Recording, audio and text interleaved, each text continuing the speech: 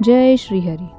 तो आज हम सुनते हैं पवित्र एकादशी की कहानी। श्रावण माह के शुक्ल पक्ष की पवित्र एकादशी आती है। यह दिन भगवान विष्णु और शिव की कृपा पाने के लिए महत्वपूर्ण दिन है।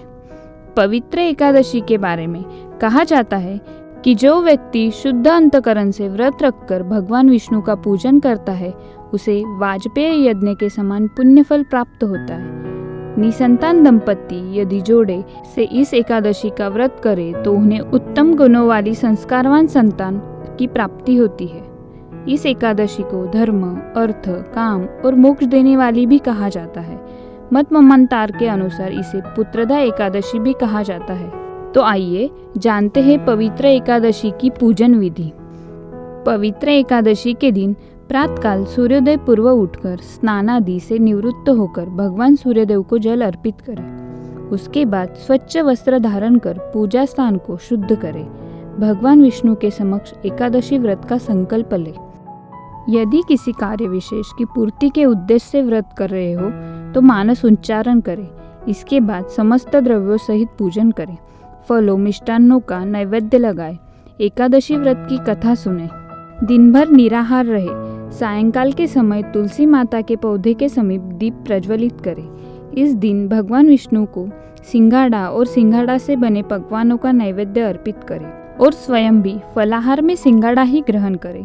दूसरे दिन द्वादशी के दिन ब्राह्मणों को भोजन करवाकर यथाशक्ति दान दक्षिणा देकर व्रत खोले। पुत्रदा एकादशी का महत्व। एक समय की बात है, श्री कृष्ण और श्री युधिष्ठिर एक दिन वार्तालाप कर रहे थे। तो श्री युधिष्ठिर कहने लगे कि हे भगवान, आप मुझे बताइए श्रावण शुक्ल एकादशी का नाम क्या है, व्रत करने की विधि तथा इसका महात्म्य कृपा करके कहिए। मधुसूदन कहने लगे कि इस एकादशी का नाम पुत्रदा एकादशी है। इस एकादशी को पवित्र एकादशी भी कहा जाता है। पुत्रदा एकादशी व्रत करने वाले व्यक्ति को पूजा के बाद श्रावण पुत्रदा एकादशी व्रत की कथा जरूर सुननी चाहिए। ऐसा करने से व्रत पूर्ण होता है और मनोकामनाएं पूरी होती है।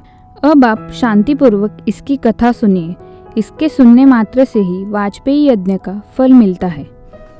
पुत्रदा एकादशी व्रत कथा। द्वापर युग के आरंभ में महाश्मति नाम एक नगरी थी जिसमें महाजित नाम का राजा राज्य करता था। लेकिन पुत्रहीन होने के कारण राजा को राज्य सुखदायक नहीं लगता था। उसका मानना था कि जिसके संतान न हो उसके लिए यह लोक और परलोक दोनों ही दुखदायक होते हैं। पुत्र सुख की प्राप्ति के लिए राजा ने अनेक उपाय किए, परंतु राजा को पुत्र की प्राप्ति नहीं हुई। वृद्धावस्था आती देखकर राजा ने प्रजा के प्रतिनिधियों को बुलाया और कहा, हे प्रजाजनों, मेरे खजाने में अनान्य से उपार्जन किया हुआ धन नहीं है। न मैंने कभी देवताओं तथा ब्राह्मणों का धन छीना है। किसी दूसरे का धरोहर भी मैंने नहीं ली। प्रजा को पुत्र के समान पालता रहा। मैं अपराधियों को पुत्र तथा बांधवों की तरह दंड देता रहा। कभी किसी से घृणा नहीं की। सबको समान माना है। सज्जनों की सदा पूजा करता हूँ। इस प्रकार धर्मयुक्त राज्य करते हुए भी मेरे पुत्र नहीं है, सो मैं अत्यंत दुख पा रहा हूँ। इसका क्या कारण है? राजा महिजित की इस बात को विचारने के लिए मंत्री तथा प्रजा के प्रतिनिधि वन को गए। वहाँ बड़े बड़े ऋषि मुनियों के दर्शन किए। राजा की उत्तम कामना की पूर्ति के लिए किसी श्रेष्ठ तपस्वी मुनि को देखते फिरते रहे। एक आश्रम में उन्होंने एक अत्यंत वयोवृद्ध धर्म के ज्ञाता, बड़े तपस्वी, परमात्मा में मन लगाए हुए, निराहार, जितेंद्रिय, जितात्मा, जित क्रोध, सनातन धर्म के गूढ़ तत्वों को जानने वाले, समस्त शास्त्रों के ज्ञाता महात्मा लोमेश मुनि को देखा, जिनका कल्प से व्यतीत होने पर एक रोम गिरता था। सबने जाकर ऋषि को प्रणाम किया। उन लोगों को देखकर मुनि ने पूछा कि आप लोग किस कारण से आए हैं? निसंदेह मैं आप लोगों का हित करूंगा। मेरा जन्म केवल दूसरों के उपकार के लिए हुआ है, इसमें संदेह मत करो। लोमेश ऋषि के ऐसे वचन सुनकर सब लोग बोले, हे महर्षि, आप हमारी बात जानने में ब्रह्मा से भी अधिक समर्थ है। अंततः आप हमारे इस संदेह को दूर कीजिए। महिष्मतिपुरी का धर्मात्मा राजा महिजित प्रजा का पुत्र के समान पालन करता है, फिर भी वह पुत्रहीन होने के कारण दुखी है। उन लोगों ने आगे कहा कि हम लोग उसकी प्रजा है, अंततः उसके दुख से हम भी दुखी है। आपके दर्शन से हमें पूर्ण विश्वास है कि हमारा यह संकट अवश्य दूर हो जाएगा, क्योंकि महान पुरुषों के दर्शन मात्र से अनेक कष्ट दूर हो जाते हैं। अब आप कृपा करके राजा के पुत्र न होने का उपाय बताएं। यह वार्ता सुनकर ऋषि ने थोड़ी देर के लिए नेत्र बंद किए और राजा के पूर्व जन्म का वृत्तांत जानकर कहने लगे कि यह राजा पूर्व जन्म में एक निर्धन वैश्य था। निर्धन होने के कारण इसने कई बुरे कर्म किए। यह एक गांव से दूसरे गांव व्यापार करने जाया करता था। एक समय ज्येष्ठ मास के शुक्ल पक्ष की द्वादशी के दिन मध्याह्न के समय वह 2 दिन से भूखा प्यासा था।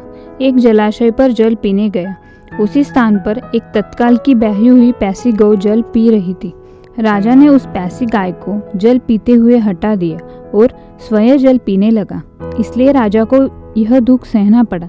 एकादशी के दिन भूखा रहने से वह राजा हुआ और प्यासी गौ को जल पीते हुए हटाने के कारण पुत्र वियोग का दुख सहना पड़ रहा है। ऐसा सुनकर सब लोग कहने लगे कि हे ऋषि, शास्त्रों में पापों का प्रायश्चित्त भी लिखा है। अंततः जिस प्रकार राजा का यह पाप नष्ट हो जाए, आप ऐसा उपाय बताइए। लोमेश मुनि कहने लगे कि श्रावण शुक्ल पक्ष की एकादशी को, जिसे पुत्रदा एकादशी भी कहते हैं, तुम सब लोग व्रत करो और रात्रि को जागरण करो, तो इससे राजा का यह पूर्व जन्म का पाप अवश्य नष्ट हो जाएगा। साथ ही राजा को पुत्र की अवश्य प्राप्ति होगी। लोमेश ऋषि के ऐसे वचन सुनकर मंत्रियों सहित सारी प्रजा नगर को वापस लौट आई और जब श्रावण शुक्ल एकादशी आई तो ऋषि की आज्ञानुसार सबने पुत्रदा एकादशी का व्रत और जागरण किया। इसके पश्चात द्वादशी के दिन इसके पुण्य का फल राजा को दिया गया। उस पुण्य के प्रभाव से रानी गर्भ धारण किया और प्रसव काल समाप्त होने पर उसके एक बड़ा तेजस्वी पुत्र उत्पन्न हुआ। इसलिए हे राजन, इस श्रावण शुक्ल एकादशी का नाम पुत्रदा पड़ा। अंततः संतान सुख की इच्छा हासिल करने वाले इस व्रत को अवश्य करें। इसके महात्म्य को सुनने से मनुष्य सब पापों से मुक्त हो जाता है और इस लोक में संतान सुख भोग कर परलोक में स्वर्ग को प्राप्त होता है। जय श्री हरि।